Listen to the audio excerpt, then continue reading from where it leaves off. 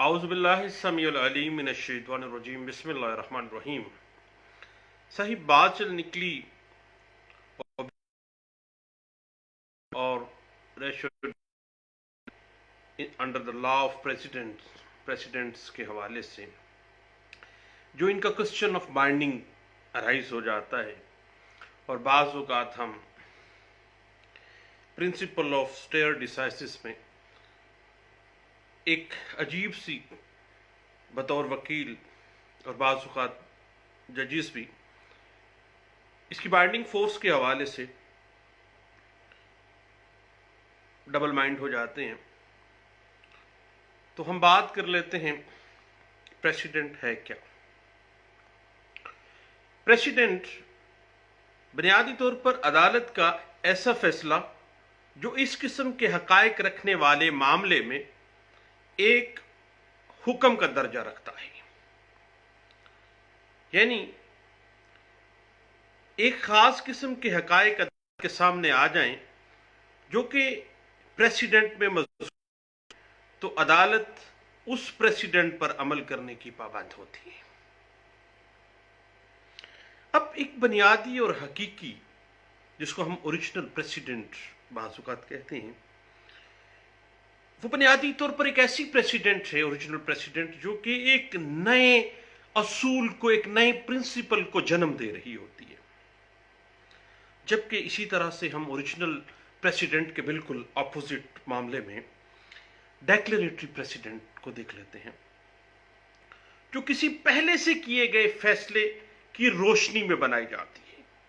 यानी original president जो नए असूल को जन्म दे रही है, और डेक्लेरेटरी प्रेसिडेंट जो पहले से किया गया जो फैसला है, जो पहले से सेटल्ड प्रेसिडेंट है, उसको फॉलो अप कर रही है। उसके बाद एक अथॉरिटेटिव प्रेसिडेंट आ जाती है, जिस पर जरूरी है क्योंकि वो अथॉरिटेटिव प्रेसिडेंट है और वो अथॉरिटेटिव अथॉरिटी रखती है, और बतौर प्रेसिडेंट उस पर अमल करना जो है वो लाजमी होता है। उसके बाद एक और सूरत हाल सामने आ जाती है परसुएसिव प्रेसिडेंट की। परसुएशन का मतलब आपको पता है, तरगीब है, यानी ऐसी प्रेसिडेंट जिन पर अमल करना तो जरूरी नहीं होता है, लेकिन तरगीब दी जाती है, उस पर गौर खोज की दावत दी जाती है, तरगीब, उसको परसुएट किया जाता है कि तरगीब दी जाती है कि ये देख लो।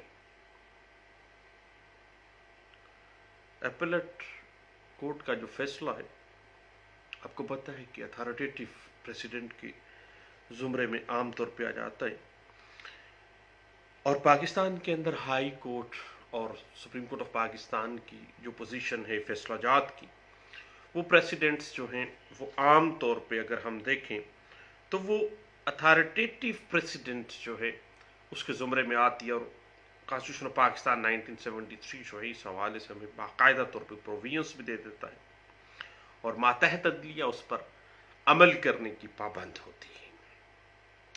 इस हवाले से हम थोड़ा सा पीछे चलते हैं सालमंड की तरफ। जूरिस्प्रूडेंस का बानी सालमंड, वो कहता है कि प्रेसिडेंट बुनियादी तौर पर एक ऐसा अदालती फैसला होता है जो किसी बुनियादी असूल पर मबनी होता है,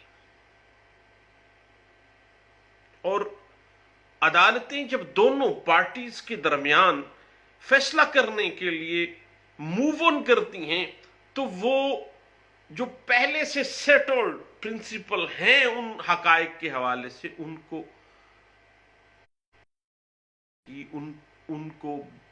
पर अमल करने की पाबंद है। और मातहत अदालतें इसी नवीयत के जो मुकदमात हैं उनमें आला अदालतों के जो फैसलाजात हैं उनको मानने की पाबंद है।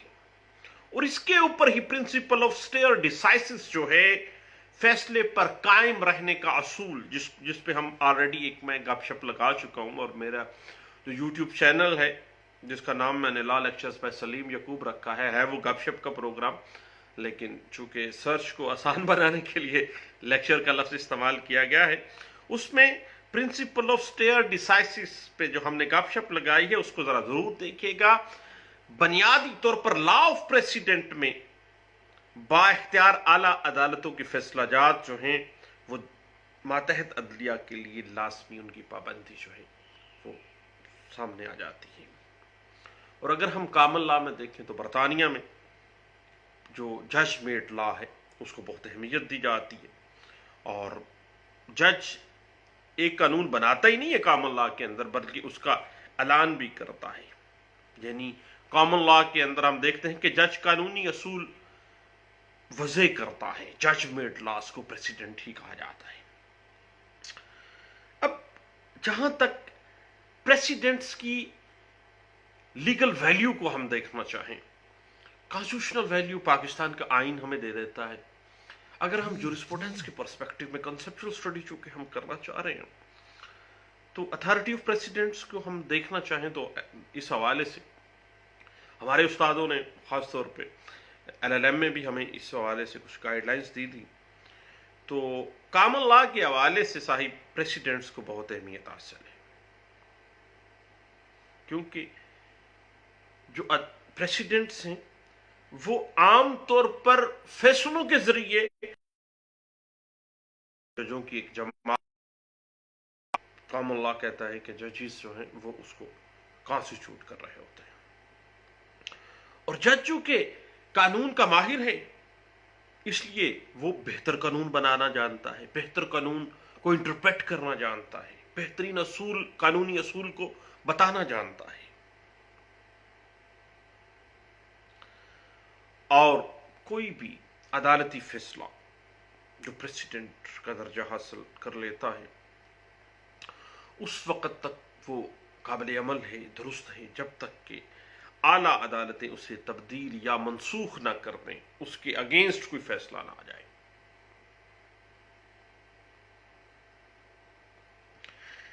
देखिए साहिब, principle of stare decisis administration of justice system का प्रिवेल चाहता है, वो फैलाना चाहता है कि अदालती निजाम स्ट्रॉन्ग किया जाए। तो जब एक दफा अदालत एक फैसला देती है, एक असूल वज़े करती है, तो फिर बाद में उन्हीं हकायक के ऊपर उसी तर्ज पे उसी प्रेसिडेंट को बाकायदा तौर पर बाइंडिंग का दर्जा उसको हासिल होना चाहिए। और जब उस हकायक के ऊपर पहले से एक वाज़ेह असूल दिया जा चुका, पहले से वज़ाशुदा कानून मौजूद है, वज़ाशुदा इंटरप्रिटेशन मौजूद है, असूल वाज़ेह कर दिए गए हैं, तो उन्हीं असूलों के ऊपर जो फैसला दिया जाएगा वो ज्यादा मुनसिफाना होगा, ज्यादा सही होगा। उसके बाद बुनियादी तौर पर प्रिंसिपल ऑफ स्टेयर डिसाइसिस इस बात का मुतकाजी है साहिब कि जज का बनाया हुआ जिस तरह कानून इंग्लिश लॉ में यकीनी होता है ना, क्योंकि माहिर है कानून का, तरह जब अदालत एक मर्तबा किसी कानून की तशरीह कर देती है तो दोबारा बार बार उसकी तशरीह की जरूरत नहीं होनी चाहिए। यानी इट मीन के प्रिंसिपल ऑफ स्टेयर डिसाइसिस यही कहता है कि फैसले पर कायम रहने का असूल जो है वो प्रिवेल करना चाहिए, ना कि एक वक्त में एक फैसला दूसरे वक्त में दूसरा फैसला, इस तरह से सारे मामला ही टकरा जाएंगे आपस में। अब साहिब बात इस तरह से है, अगर हम डेक्लेरेटरी एंड ओरिजिनल प्रेसिडेंट्स की बात करें ना, तो डेक्लेरेटरी प्रेसिडेंट्स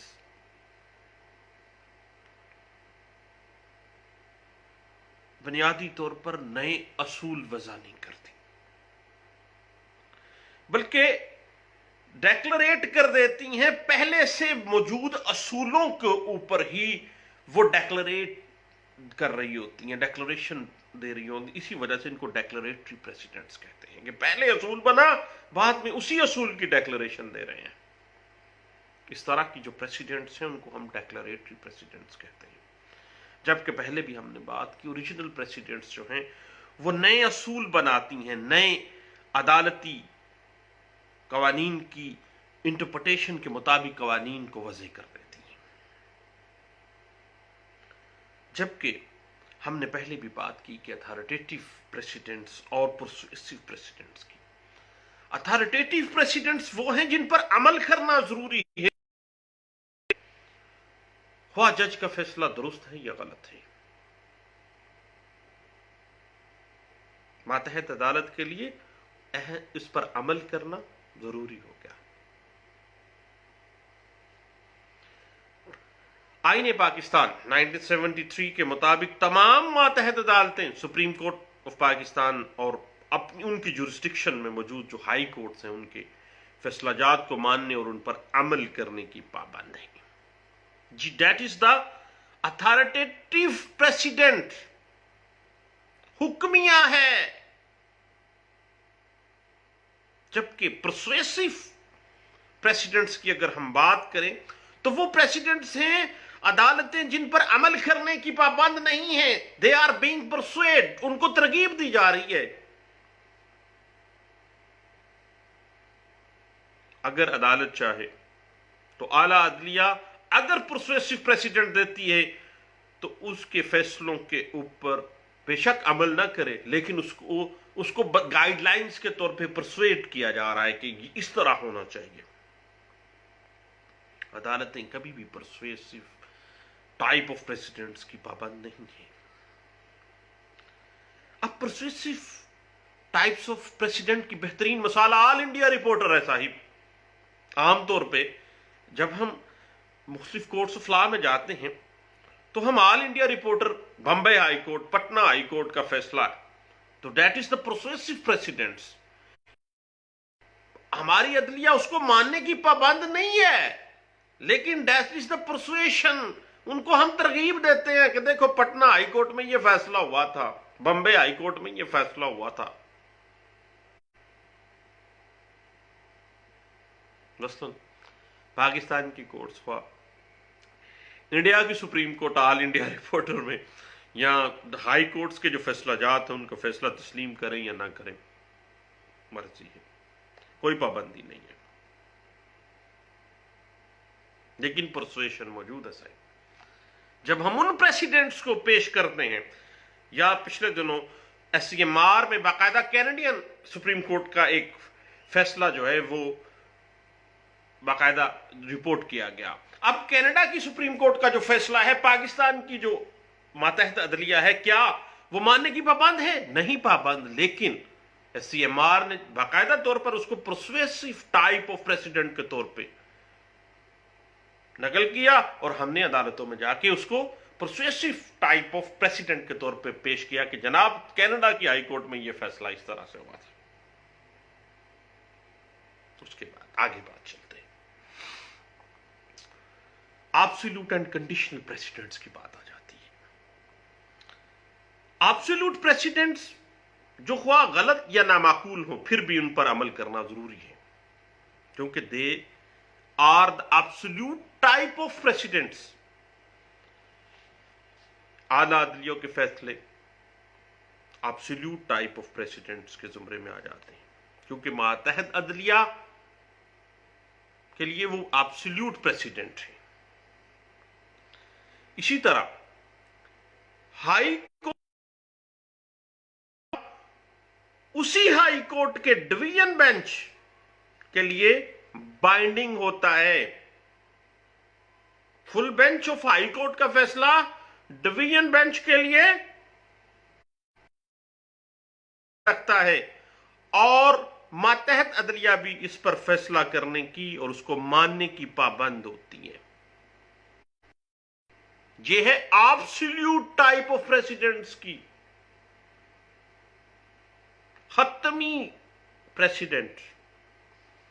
जबकि कंडीशनल प्रेसिडेंट्स वो होती हैं जो वाजिबुल तामील तो होती हैं, लेकिन उनकी हैसियत एब्सोल्यूट नहीं होती है। मसलन हाई कोर्ट के सिंगल बेंच का फैसला उसी हाई कोर्ट के दूसरे सिंगल बेंच के लिए वाजिबुल तामील नहीं है, देन वो क्या है? That is the conditional president. Conditional है कि उन इन्हीं हालात में फलां सिंगल बेंच ने ये फैसला किया, दूसरे सिंगल बेंच के आगे लेके आ जाए उसको, तो वो उसके लिए कंडीशनल प्रेसिडेंट है। वो एब्सोल्यूट नहीं है, वाजिबुल तामील नहीं है, तो जरूरी नहीं है कि उसको मानेंगी वो। अब बात करते हैं ओबिटर डिक्टा एंड रेशो डसेंडाए की। ओबिटर डिक्टा जो है वो जज की जेली राय है। ओबिटर डिक्टा जज की वो जेली राय है जिसका उस मुकदमे से बराह रास्त कोई ताल्लुक नहीं होता। अदालत अपनी राय देती है, इसलिए ओबिटर डिक्टा अदालतों के लिए काबिल अमल जरूरी नहीं है। ओबिटर डिक्टा जो है उस पर अमल करना अदालतों के लिए जरूरी नहीं है, जबकि रेशो डसेंडाई जो है वो अदालतों का बुनियादी और हकीकी नुक्ता है एक फैसले में। यानी ओबिटर डिक्टा की हद तक उन अदालत की जाती राय है, जज की अपनी जाती राय है। अब जाती राय बाइंडिंग का दर्जा नहीं रखती है, लेकिन उसी फैसले में अगर उसने रेशो डसेंडाई यानी उसी अदालती फैसले में बुनियादी और हकीकी नुक्ते को बयान किया है, और वो प्रिंसिपल जो है वो रेशो डसेंडाई है, and that will be the binding on the subordinate courts. Sahib बात इस तरह से है कि किसी मुकदमे में बुनियादी नुक्ता जो है वही प्रेसिडेंट बनता है, और वही बुनियादी नुक्ता जो है वो जुडिशियल लॉ की हैसियत इख्तियार करता है, और उसी को ओबिटर रेशो डसेंडाए यानी अदालती फैसले का बुनियादी और हकीकी नुक्ता रेशो डसेंडाई उसको कहा जाता है। यानी मुकदमे के बुनियादी नुक्ते को बाइंडिंग फोर्स का दर्जा हासिल है, मातहत अदलिया उसको मानेंगी। आप बात थोड़ी सी आगे बढ़ाते हैं। बात इस तरह से है कि अदालत के वो फैसले जो किसी स्टैट्यूट लॉ की तशरीह करते हुए सादर किए जाए, यानी किसी स्टैट्यूट लॉ की इंटरप्रिटेशन करते हुए जो फैसला सादर किया जाएगा, वो अथॉरिटी का दर्जा हासिल कर जाता है। वो फैसला अथॉरिटेटिव प्रेसिडेंट के जुमरे में आ जाएगा, और वो फैसले एक पर मबनी हो, और उनका फैसला पहले किसी जो ऑलरेडी मौजूद है कोई भी प्रेसिडेंट उसके मुताबिक किया जाएगा। अगर वो किया जाता है तो उसको डिसीजन ऑन प्रिंसिपल कहा जाएगा, यानी डेक्लरेटरी प्रेसिडेंट, यानी पहले से मौजूद कोई प्रेसिडेंट है जिसके ऊपर उसको बुनियाद बनाकर दे दिया गया है। अब बात थोड़ी सी आगे बढ़ती है साहब कि एक प्रेसिडेंट जो है वो कब नजरअंदाज की जा सकती है। यानी कंडीशनल प्रेसिडेंट पर अमल करना जरूरी नहीं है, जिस तरह हमने पहले भी ये बात की है। मसलन एक हाई कोर्ट के सिंगल बेंच का जो फैसला है वो हाई कोर्ट के दूसरे सिंगल बेंच के लिए वाजिबुल तामील नहीं है, उस पे उसकी पाबंदी नहीं है।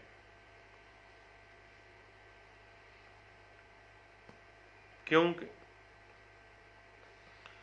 इन हालात में सिंगल बेंच की दूसरा सिंगल बेंच के फैसले को अब हालात में रद्द करने का मजाज किन हालात में होता है, ये एक अहम मामला है जो कि मैं समझता हूं कि एस.एम. जफर साहब की जो लैंडमार्क बुक है इंटरप्रिटेशन ऑफ स्टैच्यूज, उसमें भी उन्होंने इस बात को वाज़ेह किया है, जरूर देखिएगा। वाज साहिब बात इस तरह से है कि जब सिंगल बेंच की वजह करदा प्रेसिडेंट कानून के अगर मुनाफी है तो उसको रद्द कर देगा दूसरा सिंगल बेंच। अब जब प्रेसिडेंट एक सिंगल बेंच ने दी है, वो स्पेशल माइंड में बैठती नहीं है, यानी लॉजिकल नहीं है, अकल से बाइद है। अब अकल साहिब नहीं मानती उसको, कानून उसको सपोर्ट नहीं करता, तो देन सिंगल बेंच दूसरे सिंगल बेंच का फैसला मानने का पाबंद नहीं है। अदरवाइज अगर एक सिंगल बेंच ने फैसला दिया और वो बाकायदा जुडिशियल माइंड इस्तेमाल करते हुए दिया, बाकायदा तौर पर वो कानून के ऐन मुताबिक है, तो फिर वो इंतहाई जरूरी बन जाता है। और मतहत अदालतें और दूसरी जो आला अदलिया में सिंगल बेंच है, वो उसको नजरअंदाज नहीं करती है। आमतौर पे एक प्रेसिडेंट को सिर्फ उसी सूरत में रद्द किया जा सकता है जब हायर कोर्ट्स ने उसको बाकायदा ओवर रूल कर दिया हो, मनसूख कर दिया। ओवर रूल जब होना है, क्योंकि ओवर रूल होने के बाद जो प्रेसिडेंट भी ओवर रूल हो गई है उस पर अमल करना जरूरी नहीं होता है। अब ये देखते हैं साहिब कि वो कौन से ऐसे फैक्टर्स हैं जो कि प्रेसिडेंट्स को बड़ा अहम बना देते हैं, बड़ा वजनी बना देते हैं। रोजा और आप प्रेसिडेंट से पढ़ते रहते हैं। सबसे पहले जब जज साहब ने दूसरे जजिस की राय के साथ मुतफक्का तौर पर फैसला फैसला होता है, यानी अगर डिविजनल बेंच है या फुल बेंच है तो तमाम जजों ने फैसला मुतफक्का तौर पर दिया है, बड़ा अहम प्रेसिडेंट और बड़ा वजनी प्रेसिडेंट बनता है। और जब उस फैसले को आला अदालतों ने मंजूर और कबूल कर लिया तो वो प्रेसिडेंट बड़ा अहम और वजनी बन जाता है। उसके बाद जब कोई फैसला किसी मशहूर या मारूफ जज साहब ने दे दिया हो तो फिर भी वो कहा जाता है, जैसे क्रिमिनल में हम कहते हैं कि खोसा साहब जो हैं वो चूंकि क्रिमिनल में अच्छी अथॉरिटीज देते हैं, अच्छे प्रेसिडेंट्स हमेशा उन्होंने बनाए हैं। जमाली साहब तो सिविल में हमने देखा कि वो सिविल में अच्छी प्रेसिडेंट्स जजमेंट्स अच्छी थी। तो ये चीजें जज का जो अपना नॉलेज है वो भी किसी प्रेसिडेंट को बड़ा अहम और बड़ा वजनी बना देता है। उसके बाद एक और चीज है कि बार ने या वकला ने उसको तनकीद का निशाना ना बनाया हो, सब कहें कमाल किया है जनाब, जबरदस्त कर दिया, ये ना हो कहें कि खोसे ने तो जनाब जस्टिस ऑफ पीस का बेड़ा गर्क कर दिया या इलीगल डिस्पोजेशन एक्ट का बेड़ा गर्क कर दिया जज खोटा साहब ने। अब ये बात तो सामने आ जाती है ना, फिर सेक्शन 3 इलीगल डिस्पोजेशन एक्ट का बेड़ा गर्क वाकई उन्होंने किया। और खास तौर पे मैं समझता हूँ कि साहिब जब थे यहाँ पे लाहौर हाई कोर्ट में 2005 वाली जजमेंट में, उन्होंने उस वक्त ही ये मामला शुरू कर दिया था। और खास तौर पे पुलिस इन्वेस्टिगेशन वाले को जो प्रिविलेज दे गए थे वो अभी तक हम। और उसके बाद ले साहिब अजान हो रही है, दोबारा मिलते हैं इंशाल्लाह थोड़ी देर के बाद। Thank you, Allah Hafiz.